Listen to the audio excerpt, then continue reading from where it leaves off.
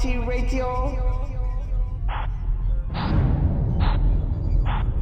Welcome, everyone. This is a brand new edition of 5-Round MMA. My name is Alex Ramirez, alongside my co-host, Albert Cita. And on the phone, we have from, is it, you guys Tropical Storm free yet, Guillermo Cita? In Orlando, Am Florida? I what? Tropical Storm free yet? Yeah, Tropical Storm free now. Yeah. So back home. Back home. That's crazy. Albert's wearing his Dodger sweatshirt. In Since case we you're clinched it. Oh my God. Did the Angels did the Angels at least win the other day? No. No. They lost to the Indians. No, I think they got swept by the Indians. Well, I mean, everybody's lost to Indians recently, so it's not a big deal. But hasn't the Dodgers won like the pennant, or not the pennant, the NL West every the last 5 years, and 4 of the 5 years they haven't even got to the World Series? Yeah, pretty much. Well, gentlemen, fall is officially here. My favorite time of year, Halloween time. Hope we picking out our Halloween costumes. Yeah, my very birthday. Soon. Oh, your birthday? Actually, yours and Albert's birthday coming up too, right? Yeah, in October. So coming up in that fall time. So we are officially in the fall weather. It's getting it's a crisp, it's like low 70s here in Southern California. So we're all bundled up in sweatshirts now, which is kind of funny. Around the country, it's like 70 degrees and everybody's like it's pumpkin spice latte weather over here in Southern California. So this week's show had a lot happen. Bellator 183 took place. UFC Japan on a random Friday night. The return of a former champion is calling out on Twitter who he wants to fight next. Current champion Michael Bisping trolling the fans, and also talk about Ronda Rousey's coach Edmund Turdivanian biting off more than she can probably chew. But let's start round one, guys. So, Bellator 183 took place on Saturday at the SAP Center in San Jose, California. SAP. It was a pretty big event. Benson Henderson was on the card against one of the Pitbull brothers, I think Patricio or Patricio. That's the only way I know how to pronounce it. Patricio. Roy Nelson was on the card, and then the big grudge match between Lorenz Larkin and Paul Day. But I want to focus more on the main event. Benson Henderson actually lost a split decision to Pitbull. Benson Henderson is now 1-3 in Bellator. It's only win coming out from his brother. Yeah, Patricio Pitbull. It was like a TKO, leg injury. Yeah. Well, this guy's a former UFC champion. I think at one time was one of the best fighters in the world. Now he's 1-3 in Bellator, which people the consensus is the inferior organization to UFC as far as talent-wise. Is this a case of him just cashing in checks, or is it really a decline in Benson Henderson's skill level? Guillermo, what do you think? That's tough to say because there've been elite fights that he's been taking in Bellator. I mean, these are the guys that were rumored to be going to the UFC. Michael Chandler, one of them. Exactly. So I mean, for the longest, even Albert saying Michael Chandler's the best lightweight in the world, blah blah blah, and not in the UFC. So I mean, it's not like he's facing any slouches. I mean, I don't know if his full heart is in it. Like you said, maybe he is trying to catch paychecks, but it's hard. I don't know because I'm a big Benson Henderson fan. So I mean, it's difficult to say one way or the other. But at this point, I just want to really question, where his heart is. Yeah, I guess to any casual fan of mixed martial arts, you see former UFC something, and any organization, you're going to automatically pick the former UFC guy, right? And this is kind of weird where, he's also not a former UFC, he's a former UFC champion. Yeah. And you would think, these guys' records in Bellator aren't that good, actually. So coming with Benson Henderson and then Rory Mack has looked okay, I guess, but... He looks fabulous. I know, but what about Rory Mack? What about you?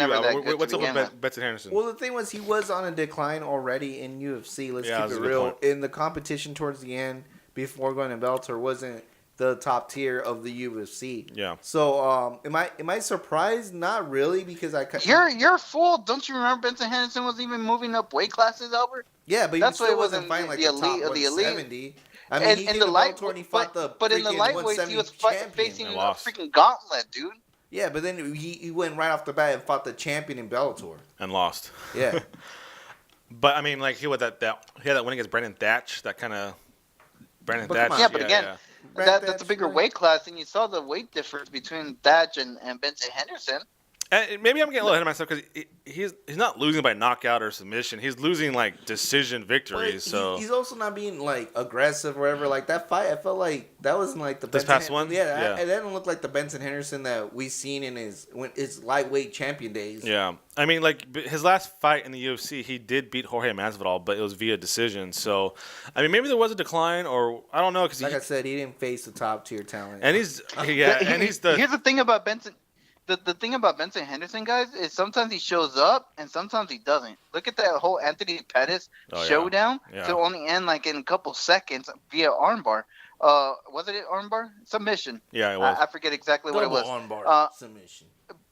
Yeah, but regardless, I mean, like Benson Henderson has a tendency of not showing up for a fight or starting off very slow and then picking it up late. I mean, at least that's how I've seen a lot of his fights.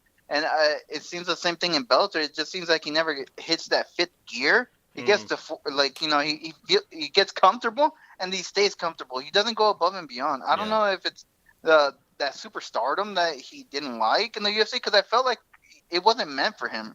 You know, being that superstar, being that face, and I think he shies away from that. But at least it seems like to me. No. And the other thing that annoyed me too, and it's about Bellator in general, is that they don't do the 5 rounds of a main event. And that fight seemed like it should have went 5 rounds, especially with the caliber of talent that you have there. Really? Yeah, they don't do unless it's for the belt. Oh wow, that's uniform rules. They adopt it. This was like a 3-round fight. Also, who knows? Maybe if it went 5 rounds, maybe Benson could have kicked in. But also, any other highlights from Bellator 183? I know our former guest Lorenz Larkin got hit in the back of the head against Paul Daly. That was back of the head, dude. That's what. Well, no, the thing is, Lorenz Larkin. That's what he gets for taking Paul Daly lightly. I mean, he had that fight easily. He was dominating that fight to begin with. Yeah. It's just, I don't know if he was toying with them, but, it was that spinning back fist that clipped him very, very, very slightly. Back of the head. Oh, come on. Back fist. Come on, they clipped him if anything, top of the head. But anything, but anyway, it's all Lorenz Larkin's fault. I mean, it felt like he was going to dominate the fight, but, it turned out the other way around. Yeah, and he was a former top 10 welterweight in the UFC, and now he's 0-2 in Bellator. So I don't know, what's up with this? I don't know if, it would behoove Bellator to have these guys be successful, but, I mean, yeah, when they're losing the likes of, I think. Paul Daly's a former UFC. Yeah, but he's also a guy who in the UFC still. Yeah, but he's a guy who I think he is what he is. The top tier competition he loses to, and he beats everybody below him, which he should be. But I mean, he was never a championship material in the UFC. He's not even championship material in the Bellator. So I don't know. I mean. Is it good that these former UFC guys are doing bad? And I know this round's over, but Albert, is it better for Bellator that these guys come in and lose, or is it better that these guys come in and win? No, it's better for Bellator because it means they have people that are supposedly top tier in UFC. But then, so are they gonna push the Pitbull brothers even bigger now? Are they gonna push Paul Daly bigger now? They have to. But they keep signing former UFC guys and putting them on the poster. And that's how you sell them for the future fights. This guy beat former. It's just kind of weird. But anyway, that's it for round number 1. It's like a bigger rabbit. We're going down a rabbit hole if we kind of figure that one out. Coming up after this, we're going to talk about UFC Japan and if OSP can be a legit title contender in the new light heavyweight division, the post Jon Jones era. But before we do, let's talk about 5 Rounds. Clothing line 5 Rounds offers a unique collection of apparel and accessories by incorporating the culture, style, and attitude of mixed martial arts. They are constantly evolving and improving to become the best fightwear company in the MMA world. Check out the line of t-shirts, hoodies, hats, and other great accessories at FiveRounds.net. That's number 5Rounds.net. Follow them on Twitter at 5RoundsWear and on Instagram at 5Rounds_. Get it on. Round 2 coming up next. All right, welcome back. UFC held a random Friday night show in Japan. I know because of time zones, right? So yeah, it always messes it up. Yeah. I think Guillermo, you still there, Guillermo?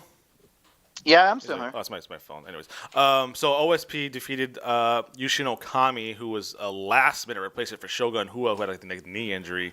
And OSP, Olvad St. Pierre, for the second consecutive time, won via Von Flue choke. Or Von Fluke or Von Flue, right? Von Flue choke. So now it's his second consecutive win against a non-ranked fighter. I want to ask you guys, in this new post-Jon Jones light heavyweight division, is OSP legit title threat? Who wants to take that first? Gary, you want to answer first? I want to say no. No. I don't think he is a legit title contender. The only thing is that he's never faced DC, and that's the only thing that he has going for him. But if you look at previously, I mean, first of all, isn't Okami like retired? I thought. Second of all, I think isn't it was in World Okami Series of Fighting, which is now the professional fighters league. Okay. And then Okami doesn't he fight in middleweight to begin with, or known as a middleweight? Historically, yeah. He was just a bigger middleweight. Yeah. And so all these things, I mean, like, am I supposed to be impressed by OSP being a last-minute replacement? No, not really. And even then, when he was facing Shogun, when's the last time Shogun was even relevant in the light heavyweight division? So, and then prior to that, if you really look at it, and we talked about it off the air, is OSP is like on a before his last 2 wins, he was in a 3-fight losing streak, right? Yeah. He lost to Jon Jones. Who else did you say? Vulcan. Yeah. And Jimmy Manuwa. And I forgot. Jimmy Manuwa. And Jimmy Manuwa, and still ranked number 5 in the world. That makes no sense whatsoever to me. But like I said, the only thing that's going for him is that he's never fought DC. DC needs legitimate contenders. Fresh I mean, once he matchup, faces Gustafsson, what does he have next? You know. So I think OSP fits well right there because he's just, a fresh face that we haven't seen against DC. So are we getting kind of hyped up with the Von Flue choke, Albert? Is that what it is? Yeah, I just think it's twice in a row. Is that way? like It's a cool move, but like it's a cool move and it's his go-to, and I think that's as far as it goes. because that was a hype. That was hyped on Friday. Like Twitter was blowing up to call it let's call it the St. Preux choke now instead of the Von Flue and that's choke. like his specialty. I mean, every fighter will tell you they have a hold they really love, and once they see it. They can put it in like for a long time. Remember the alpha males were known for the rear naked the chokes. rear Right? naked, the guillotine chokes. chokes. So I'm just it's a cool thing, but I've always said the only reason he did good with Jon Jones was because he had the same length as Jon Jones, and if you can cancel out Jon Jones's length, he's pretty much an average fighter. And that I think that's why Ovince St. Pierre has so much success in that fight. But just like I think when Dan Hardy fought GSP and the iron was hot. He got a couple of losses, and now he should be out of contention. I mean, that's when he should have stacked up his wins right after that Jon Jones fight. Yeah.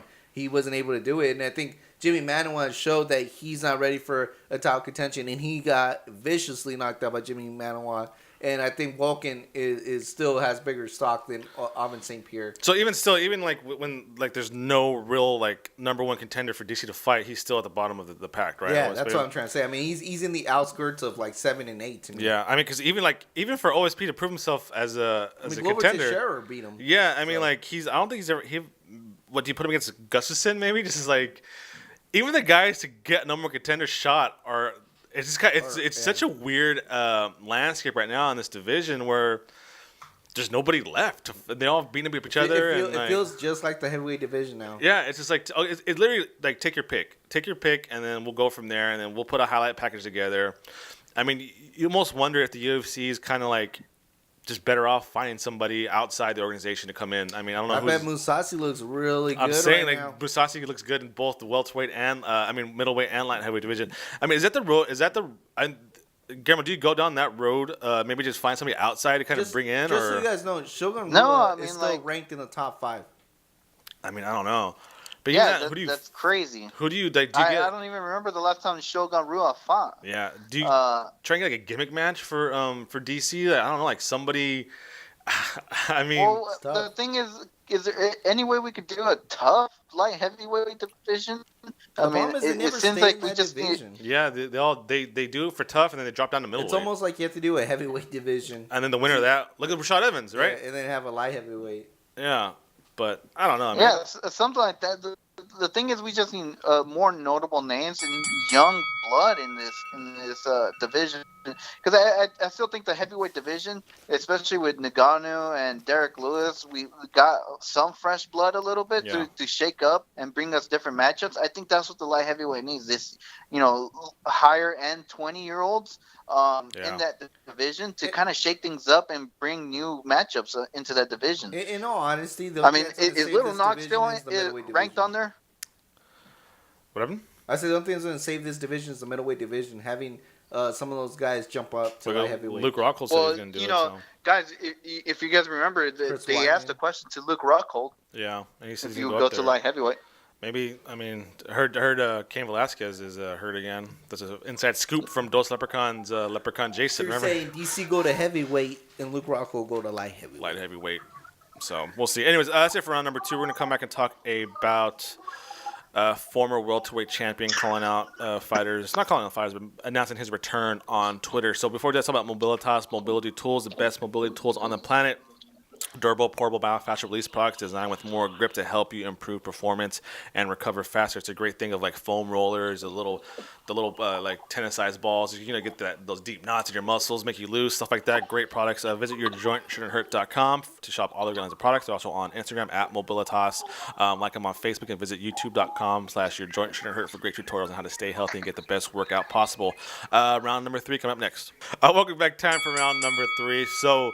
Gentlemen, I don't know if you remember this guy here, but the Natural Born Killer has announced on Twitter I think I remember him. that he wants to come back either in November or December. He tagged UFC matchmaker Sean Shelby. He said, "Hey, get me ready give me a bout for November or December." This is a guy who was a former interim welterweight champion. He at one time was fighting the best of the best in the division, and then Tyron Woodley kicked his legs from underneath him. He hasn't been the same since. I think he last fought against Damian Maia, correct?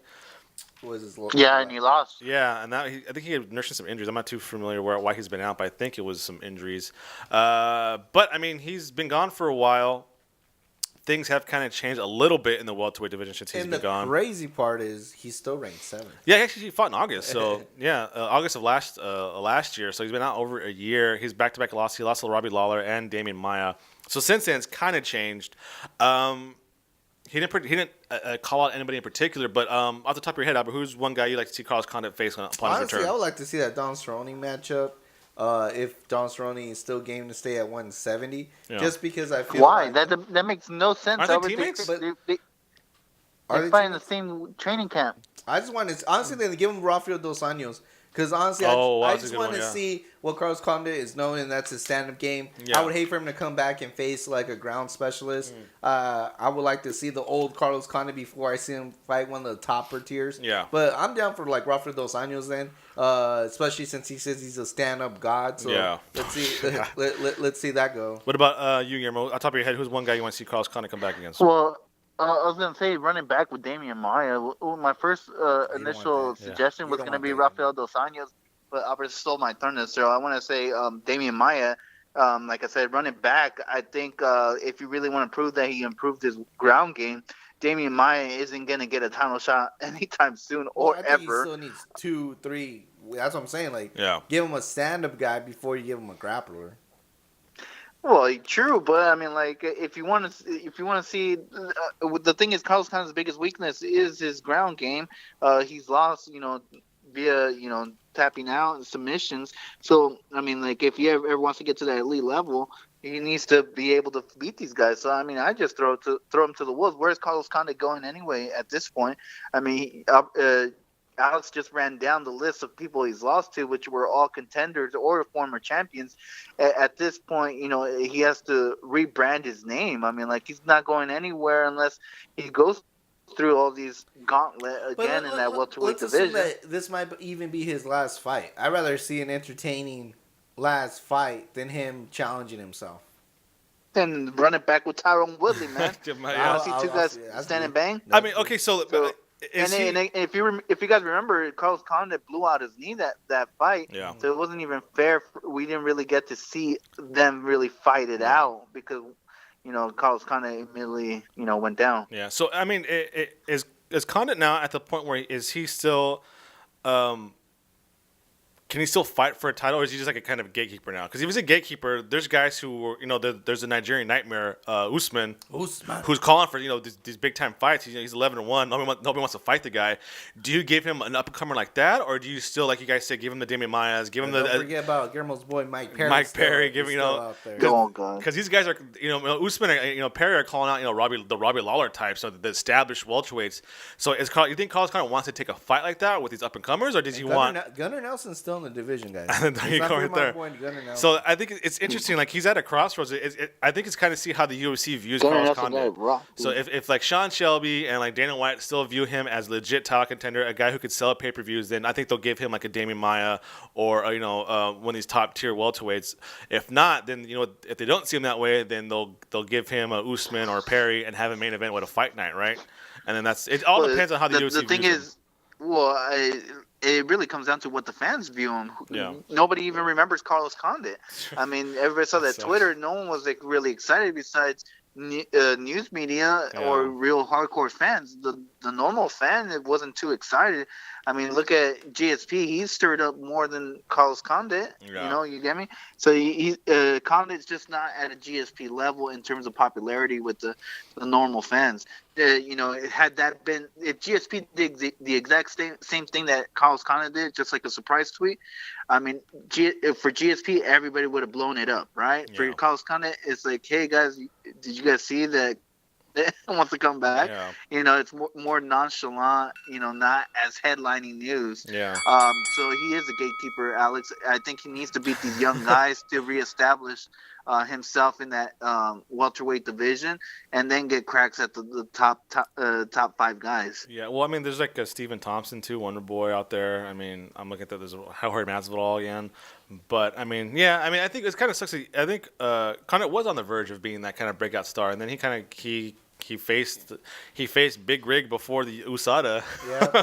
So that's what happened, I think, right? So he lost to GSP, then he fought Johnny Hendricks, before USADA came in. So so we'll see. I mean, I'm excited to see Carlos Condit back, especially if he's 100% healthy now. And then, like you said, give him a stand up, let him bang. So we'll see. That's it for round number 3. We're taking a small break and come back and enter the championship rounds. But before we do, let's talk about one of our great partners at Redemption Martial Arts. The Army Foundation is a nonprofit organization with the primary goal of bringing awareness to the bullying epidemic and providing people with accessible training and resources to help them confront bullying confrontations. Team RMA consists of individuals from all walks of life who share a common passion for making a difference and serving as anti-bullying activists. If you're interested in being a member of Team RMA or want more information, visit redemptionmartialarts.com and visit them on all forms of social media. Sorry about that, I'm getting a little tongue-tied. Redemption Martial Arts will rise up against bullying. Championship rounds coming up next. All right, welcome back. Time to enter the championship rounds. This is the 4th round here. I want to talk about the biggest troll in mixed martial arts right now. It's not a fan. Albert? It's not. Yeah, it's Albert. It's not a keyboard warrior. The biggest troll in mixed martial arts, I believe, is the current UFC middleweight champion, Michael Bisping. That is true. He's great at trolling his fellow middleweights. He's great at trolling the fans. Yeah, he's great at trolling the fans. And this week he said he's trolling the fans and media by saying, you know what? I think after I fight GSP coming up, this might be my last fight. Win or lose, I'm just going to walk away from the sport. Damn troll. So he is potentially to walk away without ever defending his middleweight championship against. At the same time, the genius behind that, he's pissing me off that I want to see the fight even more now. Yeah. So this guy, like, credit to Michael Bisping, like he's fun. He's fun to watch follow on social media, and he's fun to watch. On the UFC tonight, and when he's doing analyst. But this guy is an ultimate troll, man. I mean, Guillermo, do you think there's a good shot he retires win or lose against GSP? After GSP? Yeah, he just went to the dentist and redid his grill. So if you redo your mouth, I don't think you want to get punched there. Obviously, he's thinking about all his camera work behind the camera and everything, or in front of the camera. So he wants to look as professional and good looking as possible. Yeah. So I think that he does call it quit. The thing is, he has nothing else to prove to you guys. He is a middleweight champion. Yeah. He did beat Luke Rockhold. He did beat Anderson Silva. The accomplishments are there, whether you guys want to acknowledge it or not. Chris Weidman, Yoel Romero, Jacare Ray, Robert Whittaker, Musasi. Should we keep going? He didn't even beat Vitor Belfort. Well, he was able to avenge his loss to Dan Henderson. He has beat Luke Rockhold. Dude, he barely survived against Dan Henderson. Let's keep it real. Well, so Guillermo, that's like the greatest of all time, supposedly Anderson Silva. So for everything that you can say, Albert, I have a counter because Michael Bisping has been there. And He barely survived against Benson Henderson. This is what Michael Bisping wanted right here. He said, "Yeah, that damn troll got to." He's got the damn troll. Like, so you got people on Albert's side who's like, "No, well, like the record book said, I beat Anderson Silva. Record book said, I beat Dan Henderson Silva. Exactly." And he did lose Anderson. But according to Michael Bisping, a win is a win no matter how you get it. That's how he's saying. Wow. And you know who says that too? Jon Jones. Yeah, and according to Michael Bisping, where is he at? he's been a champion for over a year now. He's a part of the type of fighter who counts it. When you don't fight. Yeah, he counts the days as champion. Right, I'm one of the longest reigning champions ever. Honestly, you know how Michael Bisping reminds me, and I can relate because I used to do the same thing. When you win something, you don't accept challenges no more. Yeah, I'm done. But talk smack the whole time. Dude, but I beat you, bro. Blah blah. And don't even. Matter of fact, I just retire. I was like, if as soon as I beat someone in basketball, guess what? I don't play basketball no more. Or after you beat somebody in a game of Pokemon or what? Yeah, I'm like, you know what? I don't even play it no more. So this is a genius. Go ahead, Guillermo. I was gonna say one last accomplishment of Michael Bisping. He did win the Ultimate Fighter too. So. True. Yeah, but even that was kind of like should that Matt Hamill. Matt Hamill should have won that. It's kind of funny for this guy. Like obviously because Dana White likes him, he's gonna be a future Hall of Famer. I mean, he's right now 30-7. Yeah, don't get that because someone likes you. The accomplishments speak for themselves. No, to get the UC Hall of Fame, it's because Dana White likes you. Case in point, Stephen Bonner. So. Yeah, Stephen Bonner has so much accomplishments. Yeah. Such as getting the ratings for getting beat up. Yeah. You know? So it's just so funny. Like for every accomplishment that Michael Bisping had, there is a pretty good kind of argument as like, okay, well, but you know what I mean? Like Ultimate Fighter, he won, but wasn't that kind of Matt Hamill should have won that? Asterisks. You know, you defeated Luke Rockhold, but it was on short notice, and Luke Rockhold even admitted say he didn't take you seriously. And his knee was jacked up. Yeah, you beat Anderson Silva, but barely. And Anderson Silva, this was post, Yeah, you defended your championship against Dan Henderson, but this guy's almost 40. He almost died in the process. Look at the guy's face afterwards. And let's say hypothetically, okay, you beat GSP, but this is after a 4-year absence. But he's not going to beat GSP. But, so it's kind of like, yeah, you were a middleweight champion, but you didn't defend against any of the top 5. You didn't defend against top 10 at all. What happened? But you're low, Guillermo. What happened? I said, Albert, how much you want to bet that Michael Bisping beats GSP? We can bet right now. Nah, man. And I'll tell you right now, if GSP beats if Michael Bisping beats GSP, I would say Michael Bisping is the greatest of all time. How about that? I want to see you wear a Michael Bisping T-shirt. I will go and purchase one. I will go to the UFC store and purchase a Michael Bisping shirt, Guillermo. That or just change all your profile pictures of Michael Bisping with the championship belt. How about that? Or that, yeah. Oh, man. Like, GSP wins. For a cool year. Anyways, we got one more round coming up. The championship round next. Before let's talk about one of our great partners, our great friends over at FightBookMMA.com. FightBookMMA.com is the only place you'll find real combat news from all over the world. A website you can trust to aggregate news from MMA, kickboxing, boxing, all of combat sports. It's there. They cover everything from local promotions to all the major ones: UFC, Bellator, LFA, King of the Cage, Golden Boy Promotions for boxing, Lion Fight Promotions, Muay Thai. It's all there under one roof. Just bookmark it. Go there every day. Check out the latest news. They also have a great podcast section with a great collection of combat sports podcasts under there as well. They're also on Facebook, Twitter, and Instagram. It's FightBookMMA.com. Do yourself a favor, bookmark it, make it your homepage. Fifth and final round coming up next. All right, welcome back. Fifth and final round here. It's kind of a slow news week as far as stuff inside the cage. But one of the biggest headlines was that Ronda Rousey's former head coach, or I guess still head coach, Edmund Tarvanian. Sure. Tarvanian has stated, I think he told MMAfighting.com, which is, I don't know why he's on MMAfighting.com at this point. They're just searching for people to come on the MMA Hour or what? Just, hey, you come here, let's talk about nothing. So I guess he said that he's not sure if Rousey will ever come back. He doesn't know that for sure.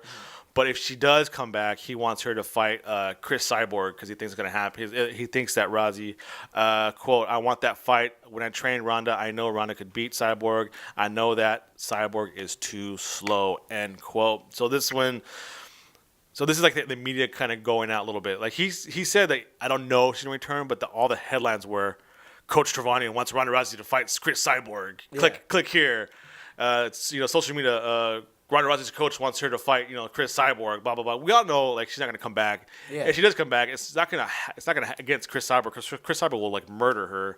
But do you think like that's the media just like the clickbait right there, Albert, or is this kind of? Yeah, no, it's 100% clickbait. Yeah. I don't know if you know this. Ronda Rousey has to start getting focused with the 4 horsewomen because they might match up with the other 4 horsewomen in Survivor Series. So that's something to look forward to, and that's what people should be clicking on. Yeah. Not this pretend match that's never gonna happen. Yeah. What about you, Guillermo? Because obviously her coach has like a horrible reputation now. He's the butt of every joke, especially after she lost to Amanda Nunes. Head the movement. whole head movement. Is this kind of clickbait, or do you think this guy getting the kind of unfair bashing here? No, it's unfair. It's not batching or whatever you were saying. Mm-hmm. But the reason why is because Ronda Rousey, what does she have? If she still legitimately wants to return to the octagon, what legitimate matchup does she have remaining? It's Chris Cyborg. It's always been Chris Cyborg. And what better way for her coach to prove himself? Hey, you guys give me all this criticism. How can I make up for all that criticism or to make you guys see that I am a legitimate trainer? I mean, this guy's it's not he's trying to pull anything out of his bag. It's what's left. Yeah, this redemption. is the only matchup that's ever left for redemption for Ronda Rousey and the coach. So, you guys can say, oh, you guys want that. They're just trying to have you guys click on the news. But for the coach and Ronda Rousey, if she ever wants to return back to Octagon or to the fight and straight into a main event, big event, it's against Chris Cyborg. Mm-hmm. If she comes back and she wants to Amanda Nunes, if you go, regardless, but you got to push for it. Right now, it seems like Chris Cyborg's not that interested. We could be doing fantasy MMA all day long, bro. But I could be Ken Shamrock versus the world at that point. No, what are the chances that really is going to happen? I want to see Ken Shamrock Ortiz 5 or 6 or 7, wherever it is. But you know where that could happen, everybody? Credit to Chris Cyborg. She, obviously the wind of this got to her. She's like, no, I'm not going to fight her. I mean, she said I'm past that already.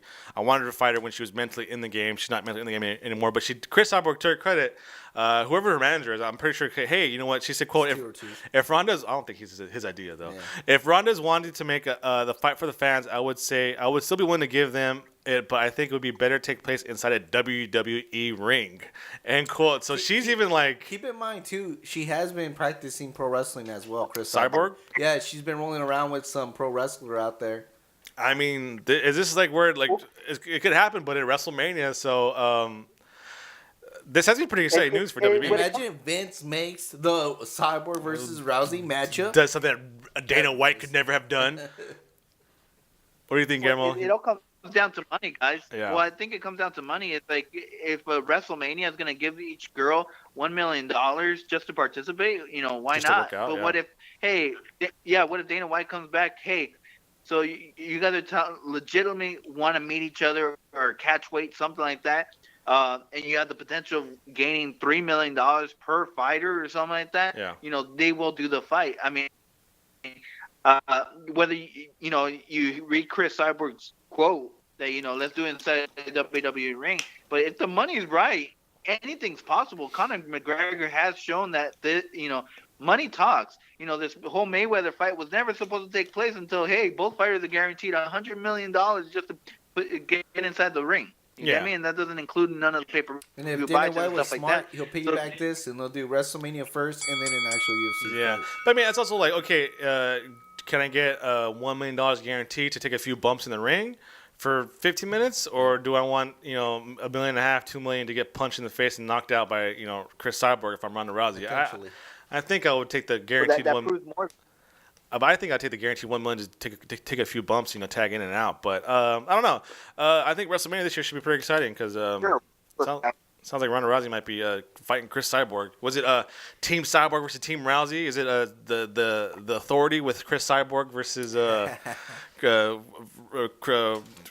Rousey with Daniel Bryan or John Cena or something like that, whatever. But anyways, that's it for today's show. A lot more outside the stuff, octagon rumors and stuff like that. Because hey, we don't break down techniques here. We just kind of talk about the news and what interests us as the drama, the storylines outside of the octagon and inside the octagon as well.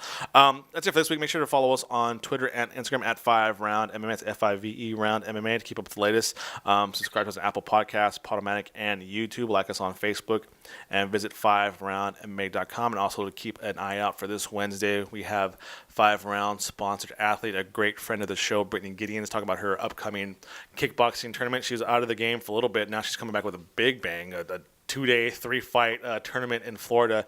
So it's going to drop on Wednesday. She talks all about that stuff. I mean, like you said, you got to be a little off your rocker to be a professional fighter. And Seriously, she took to come back in a big way. It's a great interview. So check out that. Going to drop this Wednesday. I want to thank everybody for listening. Albert, what do you got? I just want to thank everybody for listening. Man, that Rams San Francisco game, Guillermo, woo! That was a good one. I know. So, the last thing I wanted to leave you guys is a WrestleMania potential rumor or fantasy matchup is Ronda Rousey and Travis Browning versus Chris Cyborg and Derek Lewis instead of WWE. Oh, yes. That'll be I like that. Wahoo! The cream of the crop. You are now listening to Afro Mighty Radio.